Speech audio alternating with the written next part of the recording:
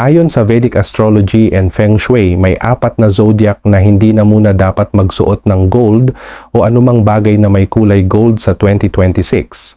Una rito ay ang Taurus dahil ito ay maaaring magdulot ng tensyon sa relasyon o hindi pagkakaunawaan sa pamilya. Sa halip, mainam daw ang silver sa Taurus.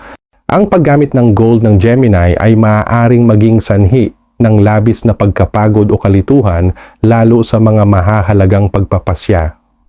Maswerte naman ang Gemini sa kulay green. Ang Scorpio ay pinamamahalaan ng Mars. Bagamat magkasundo ang araw ang Mars, ang malakas na enerhiya ng Ginto ay maaaring magpalala sa pagiging agresibo o emosyonal ng Scorpio sa 2026 na maaaring maging mitsa ng init ng ulo o hindi inaasahang gastusan. Bilang alternatibo, ang mga Scorpio ay maaaring gumamit ng mga kulay tanso o copper. Ang Aquarius ay pinamumunuan ni Saturn. Si Saturn at ang araw ay itinuturing na magkalaban sa traditional astrology.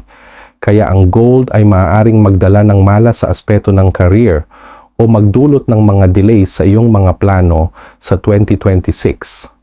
Sa halip, maswerte ang mga kulay itim sa mga Aquarian.